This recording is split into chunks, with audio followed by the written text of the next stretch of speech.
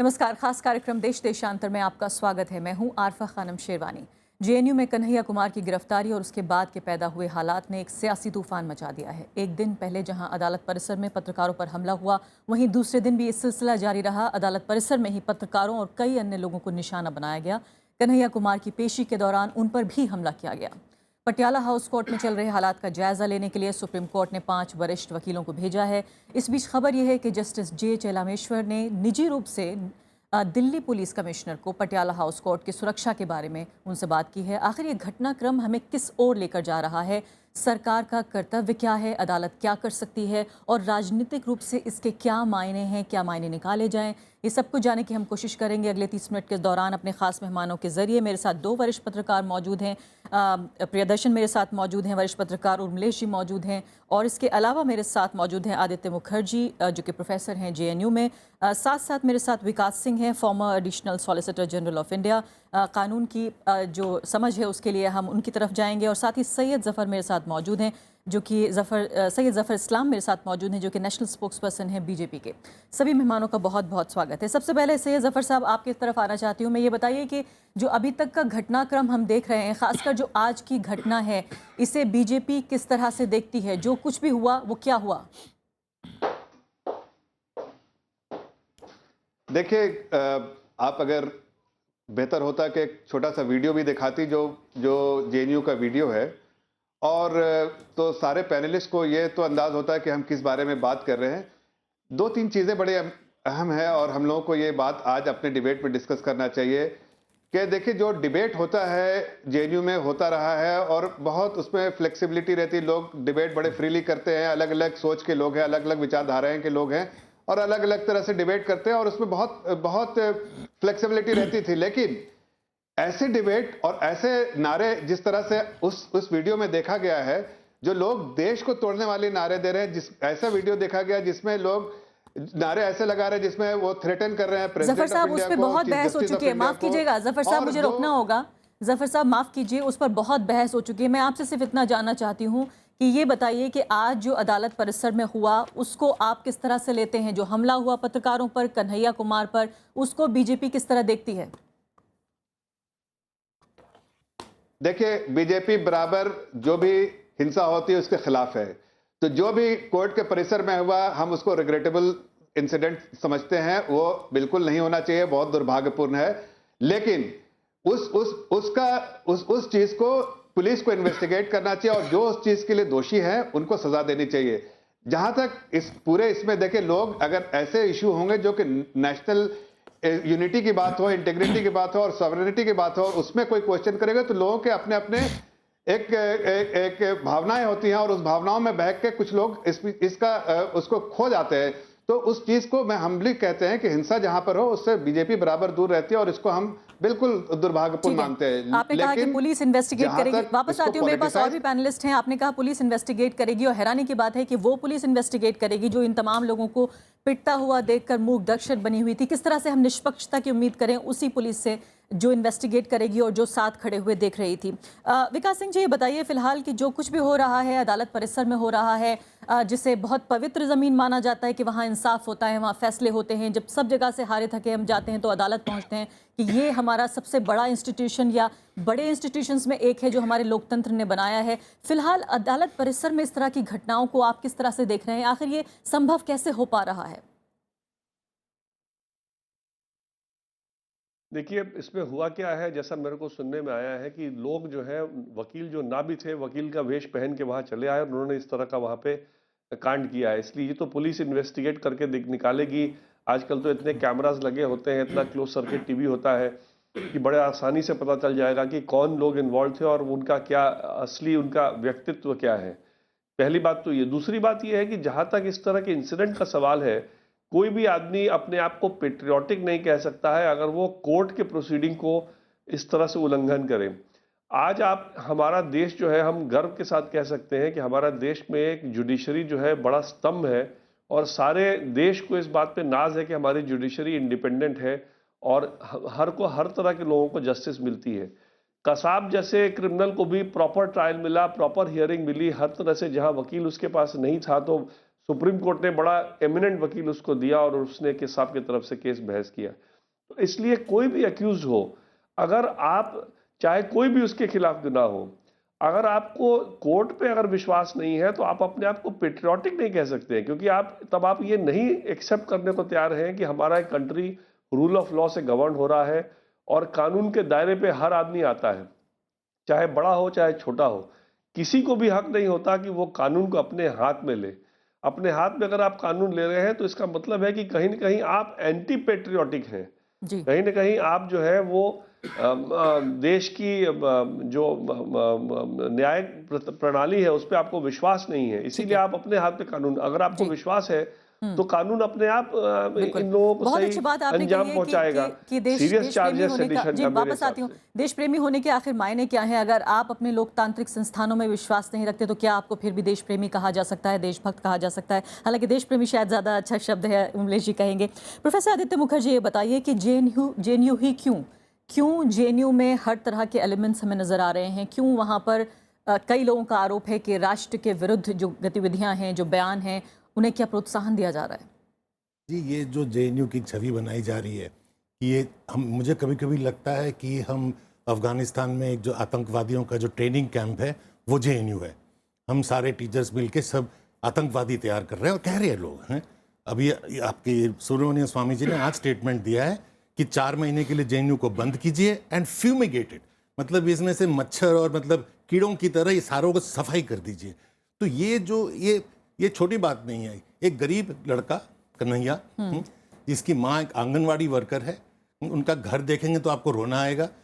पिता किसान है और ये जेएनयू की और खूबसूरती है। इस पे जोर लगा रहे हैं, इस पे अपनी पूरी सियासी ताकत दिखा रहे हैं कि इसको जेल में मारो। और इनकी ये जो कि आतंकवादियों को तो पकड़ नहीं सकते हैं, वो पठानकोट से पैदल चल के ले जा रहे हैं आराम से इनके पुलिस के साथ, और ये इस लड़के को कोर्ट में पीट रहे हैं और ये सरकार कुछ नहीं कर सकती है। दूसरी बात मैं कहना चाहूंगा, जेएनयू पे अटैक है, इसमें भी बड़ा दुख है और मैं आपके माध्यम से जनता को कहना चाहता हूं, ये जो छवि जेएनयू की बनाई जा रही है बहुत गलत है। नेहरू जी ने कहा था कि किसी देश का जो स्वास्थ्य है वो उसके यूनिवर्सिटी से पता लगता है। मैं 40 साल जेएनयू में पढ़ाता रहा हूं और जेएनयू में रहा हूं। हमारे जेएनयू में हर किस्म के पॉइंट्स ऑफ व्यू हुए हैं, ऐसे भी हुए हैं जो आप देख रहे हैं, इनका हमने विरोध भी किया है। अगर जेएनयू आतंकवादी प्रोड्यूस कर रहा होता तो आपके 55 सेक्रेटरीज जो है ना आज जेएनयू के नहीं होते, आपके फॉरेन सेक्रेटरी जेएनयू के नहीं होते, आपके आईबी चीफ आसिफ इब्राहिम मेरे क्लासमेट जेएनयू के नहीं होते, आपके सीबीआई डायरेक्टर, रॉ के डायरेक्टर्स और आपके अमिताभ कांत, मतलब मोदी जी के पसंद, आपके जब आप वाइस चांसलर चुनते हैं, 15 तो हमारे जेएनयू से गए हैं।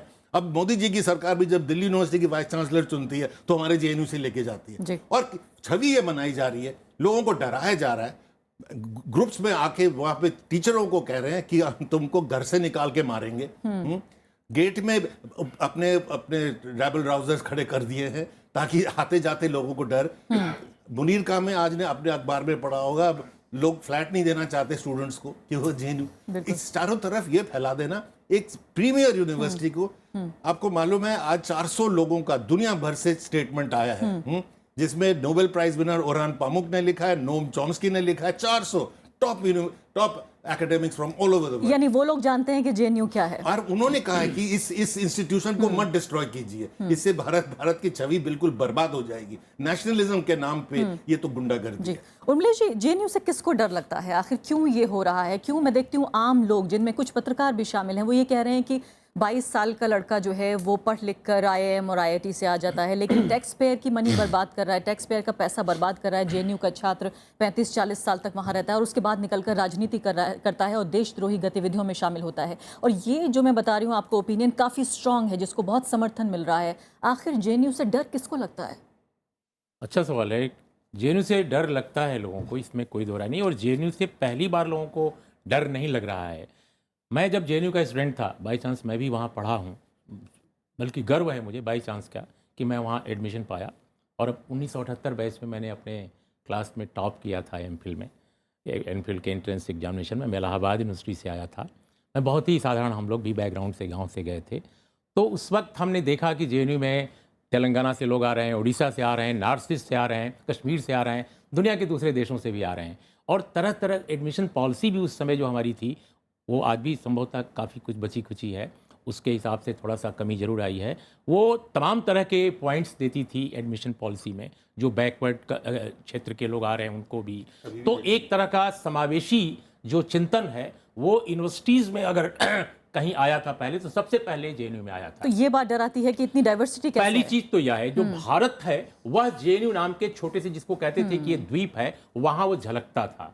आप वहां के लोगों को बात देखिए, उस वक्त भी बहुत सारे लोग जो अपने को देशभक्ति बांटने वाले संस्थान का मुखिया मानते हैं, प्रमुख मानते हैं कि वो देशभक्ति की सर्टिफिकेट बांटने का इंस्टीट्यूट चला रहे हैं इस देश में, वो लोग उस वक्त भी कहते थे कि यहाँ चरसी रहते हैं, यहाँ गंजेड़ी रहते हैं, यहाँ भगेड़ी रहते हैं। इस तरह की भाषा हम जेएनयू वालों के लिए वो कहते थे। और आसपास के इलाकों में फ्लैट्स लोग न दें, हालांकि उस समय तो रेजिडेंशियल पूरी यूनिवर्सिटी थी और डे स्कॉलर्स बहुत कम हुआ करते थे हम लोगों के दौर में, तो लेकिन एक जेएनयू वालों की इमेज बहुत खराब उस समय भी बनाने की कोशिश की गई, लेकिन जेएनयू की इमेज लगातार बढ़िया बनती गई, लगातार खूबसूरत बनती गई। और जैसा प्रोफेसर मुखर्जी ने कहा कि देश के सर्वोत्तम पदों पर, बड़े पदों पर इस सरकार में भी, जबकि खुलेआम ये राइट विंग सरकार अपने को मानती नहीं, तो है, कमलेश जी बताइए, इसमें भी दिमाग- जेएनयू के टॉप लोग हैं। देश में पिछले दिनों 4000 आईएएस चुने गए, आंकड़ा मैं दे रहा हूं सरकार का, इसमें 2157 लोग जेएनयू के हैं, एक यूनिवर्सिटी के। Can you believe. दूसरी बात, जेएनयू ने सोशल साइंसेज में, जेएनयू ने आर्ट और लिटरेचर में, जेएनयू ने एस्थेटिक्स में, जेएनयू ने साइंसेज में। मैं कई ऐसे लोगों को जानता हूं, लोग समझते हैं कि साइंसेज में बहुत बड़ा काम नहीं हुआ, वहां के कई लड़के बोस्टन से लेकर के और न्यूयॉर्क और तमाम जगहों पर बड़े पदों पर हैं और बहुत अच्छा काम कर रहे हैं। मेरा यह कहना है कि इस वक्त जो लोग कहते हैं कि इस देश का एक ही कॉन्ट्रडिक्शन है, वो है कि कुछ लोग देशभक्त हैं, कुछ लोग देशद्रोही हैं। अब तो जो उन्हें सूट नहीं कर रहा वो सारे लोग देशद्रोही हैं। तो अगर इस तरह का चिंतन है तो मैं समझता हूं कि वो जवाहरलाल नेहरू विश्वविद्यालय पर जो हमले कर रहे हैं, वो हमला यूनिवर्सिटी पर नहीं है, वो पूरे भारत पर है। और भारत की इमेज, जैसा कि आपने कहा कि चॉम्स्की से लेकर दुनिया के तमाम बड़े सोशल साइंटिस्ट, बड़े दार्शनिक, बड़े विचारक, बड़े भाषा विज्ञानी चिंतित हैं कि भारत की क्या कर रहा है। प्रियदर्शन जी, ये बताइए कि भारत की जो तहजीब है, जिसका हम जिक्र कर रहे हैं कि भारत की जो न्याय व्यवस्था है उस पर हमें नाज होने चाहिए, दूसरी चीज़ जिस पे हमें अभी तक नाज है वो है जो स्वतंत्रता है अभिव्यक्ति की, जिसको मैं, आप और हमारे तमाम लोग एक्सरसाइज करते हैं। क्या आपको लगता है कि ये हमला उस अभिव्यक्ति की आज़ादी पर हो रहा है? ये जेएनयू के बाहर की लड़ाई है जो जेएनयू में लड़ी जा रही है? देखिए अरफा, असल में जिसको आइडिया ऑफ इंडिया कहते हैं, जिसके तहत हमने बोलने की आज़ादी अपनी परंपरा से हासिल की है, ये उस पर सबसे तीखी चोट है। दूसरा कि जो पूरी की पूरी छद्म राष्ट्रवाद की परियोजना है, जिसके तहत देशभक्ति का एक नशा पैदा किया जाता है, देश को एक मूर्ति बना के जो खड़ा करके पूजने की प्रवृत्ति होती है, जिसमें लोगों से जो देश बनता है वो गायब हो जाता है, नारों से बिल्कुल जमीन का टुकड़ा बच जाता है, वो भी नहीं बचता, क्योंकि जमीन के टुकड़े बदलते रहते हैं, देश के नक्शे बदलते रहते हैं, लेकिन देश लोगों से बनता है। और देखिए कि इसको इस तरह समझे कि पूरा का पूरा राष्ट्रवाद जो है यूरोप में ढह रहा है। जहां वो पैदा हुआ, दो वर्ल्ड वार लड़ने के बाद सारे यूरोपीय देशों ने अपने झंडे झुका दिए, अपना सिक्का गला दिया, वो यूरोपीय संघ बन गए। और जब सबसे ज़्यादा राष्ट्रवाद जिंदा है तो दक्षिण एशिया के इस हिस्से में जिंदा है जो सबसे ज़्यादा बदहाल है।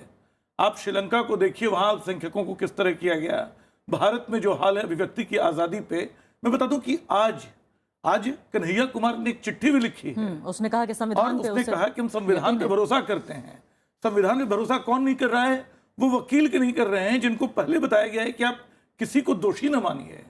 एक ऐसे आरोप में जिसमें नारे लगाने को भारतीय सर्वोच्च न्यायालय ने कई बार ये बात कही कि नारे लगाने से देशद्रोह नहीं होता है, और महात्मा गांधी तक ने कहा था कि ये जो धारा है 124A, ये ब्रिटिश सरकार के हाथ में दमन की सबसे खौफनाक धारा है।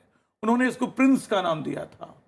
वो ब्रिटिश राज की धारा चली आ रही है और इस दौर में सबसे मजबूत हो रही है, क्योंकि आपको आइडिया ऑफ इंडिया पे जो भारत का विचार है, जिसमें बहुत तरह की बहुलता है, इसमें तरह तरह के विचार हैं। यूनिवर्सिटी में लड़के नारे नहीं लगाएंगे तो कहाँ लगाएंगे? और देखिए जो खुले समाज होते हैं वहाँ ऐसी आज़ादी होती है। अमेरिका में छात्रों ने वियतनाम युद्ध के खिलाफ प्रदर्शन किया, और जेन फोंडा जो अमेरिकन एक्ट्रेस थी हॉलीवुड की, वो हनोई के रेडियो पे बोल आई। उसने अमेरिकी सैनिकों से अपील की कि वो बम न गिराएं वियतनामियों पे।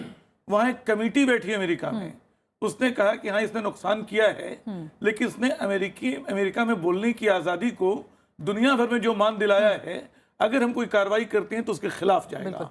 तो आप मिस्र बनना चाहते हैं जहां तहरीर चौक पे हमले हुए, या अमेरिका मतलब एक खुला समाज बनना चाहते हैं, एक बंद समाज बनना ये चाहते हैं? आपको तय करना होगा। सैयद जफर साहब, ये बताइए कि क्यों ऐसा हो रहा है, क्यों वाकई एक देश का दिमाग माने जाने वाला जेएनयू क्यों देश को ब्रेन डेड डिक्लेयर करने की कोशिश हो रही है, जिसका दिमाग ना हो, सिर्फ शरीर हो, सिर्फ हृदय हो, जहां राष्ट्रवाद आप अफीम की तरह सिर्फ लोगों को दे सकें, उन्हें सिर्फ उस नशे में सब कुछ भुला देने के लिए मजबूर करें, क्यों आखिर ऐसा हो रहा है? देखिए, हम पूरे जेएनयू के बारे में बात नहीं कर रहे हैं।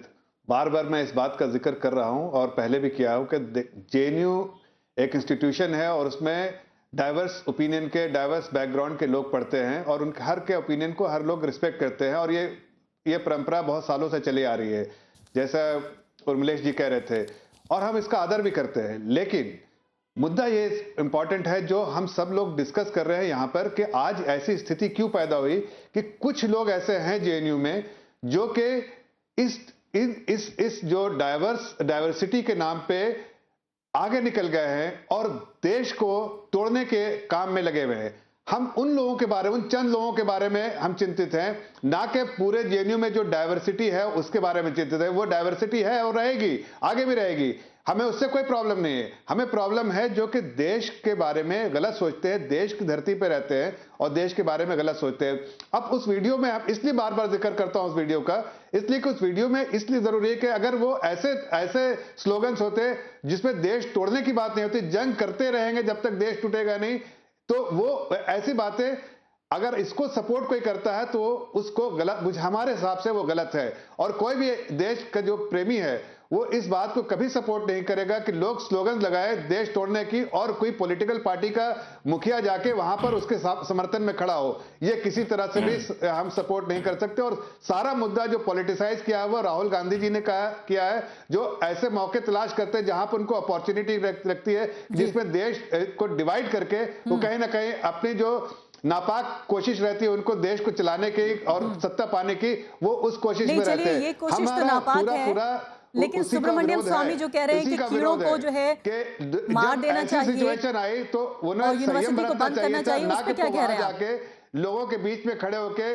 दोष दे रहे, जो नारे दे रहे उनके साथ खड़े होने चाहिए थे। नहीं, देखिए एक बात अरफा, जो लगातार कहा जा रहा है कि आप स्लोगन के पक्ष में हम क्या, कन्हैया कुमार तक नहीं जो गिरफ्तार है, सब बोल रहे हैं कि उस स्लोगन जो है उनका कोई मतलब नहीं है। लेकिन सवाल ये है कि क्या सिर्फ नारे लगाने से देश टूट जाता है? देश इतना कमजोर कैसे होता है? दूसरी बात है कि नारे लगाने को लेकर आपकी जो प्रतिक्रिया है, आप अदालत में के सामने पिटाई हो रही है, उसके फुटेज हैं, आप उसकी एफआईआर दर्ज करने को तैयार नहीं है, वहां गिरफ्तारी करने को तैयार नहीं है। आप बोलते हैं कि मामूली सी कलह हुई है और उसमें पिटाई के शॉट्स आते हैं, अखबारों में नाम आते हैं, आप उनको गिरफ्तार नहीं करते हैं।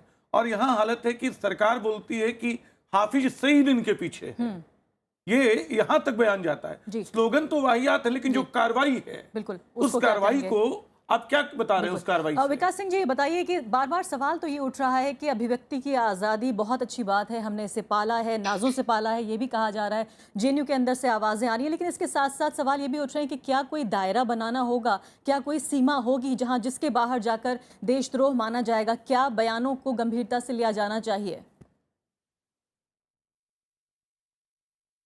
देखिए, जो सेडिशन के जितने भी मामले अभी तक कोर्ट में आए हैं, जिसमें अभी तक सुप्रीम कोर्ट ने ये रूल किया है कि सेडिशन उसी को माना जाएगा जहां पर कि जो आप स्टेटमेंट दे रहे हैं उसके बेसिस में आप वायलेंस अगर इंसाइट कीजिए।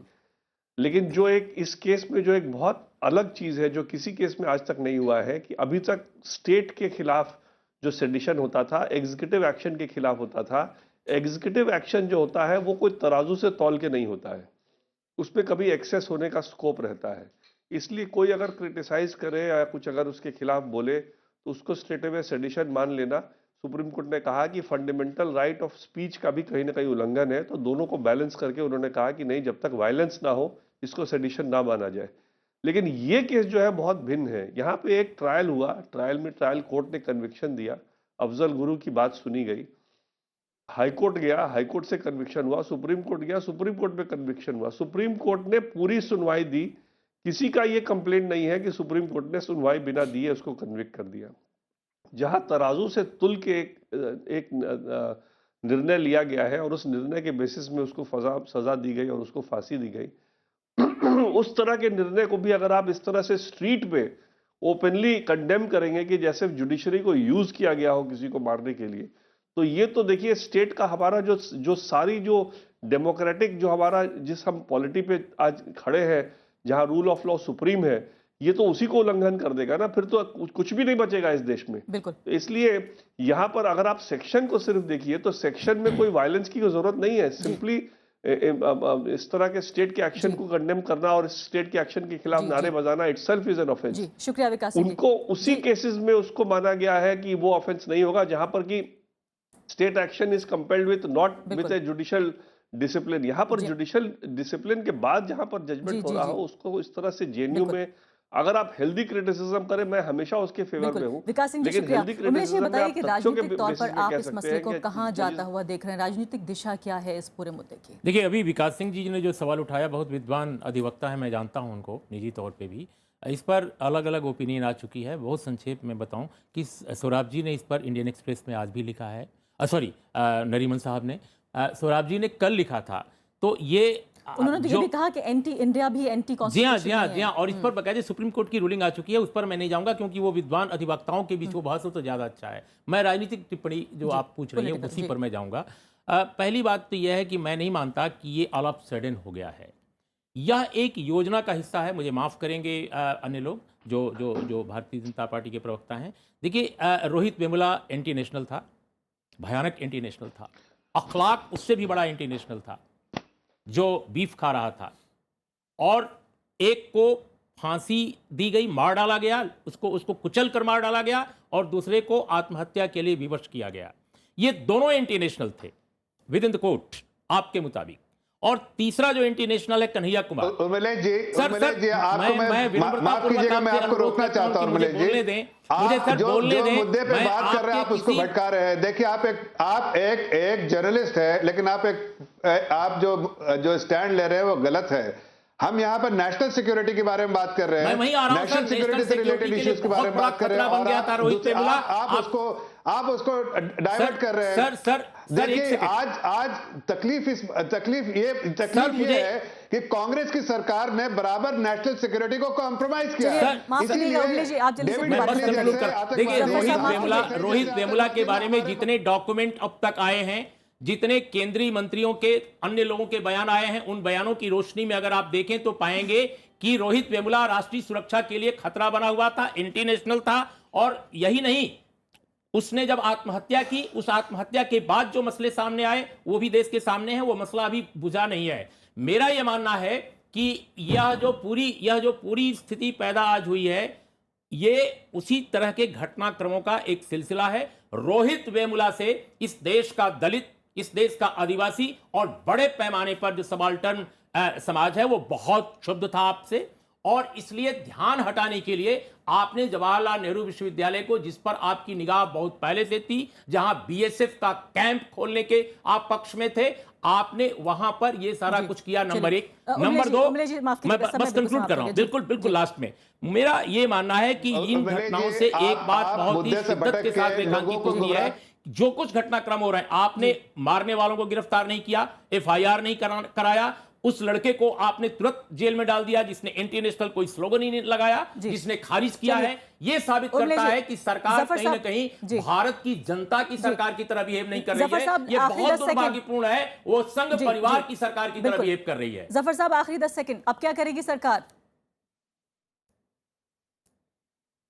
देखिए, सरकार ये देखिए, पुलिस का काम है, पुलिस अपना काम कर रही है। जो दोषी होगा, दोषी को सजा मिलेगी। कोर्ट में जो गया केस, कोर्ट इसको सुनेगी, कोर्ट से जो फैसला होगा उसका सब लोग पालन करेंगे। इसमें सरकार का कोई लेना देना नहीं। लेकिन सरकार इस मुद्दे में बहुत सेंसिटिव है कि नेशनल सिक्योरिटी से रिलेटेड जो भी इश्यूज होगा, चलिए इस पर भी एक बार बहस करेंगे कि आखिर नेशनल सिक्योरिटी क्या होती है राष्ट्रीय सुरक्षा, इस पर बहस करेंगे। बहुत बहुत शुक्रिया सभी मेहमानों का। कार्यक्रम खत्म हो चुका है। नमस्कार।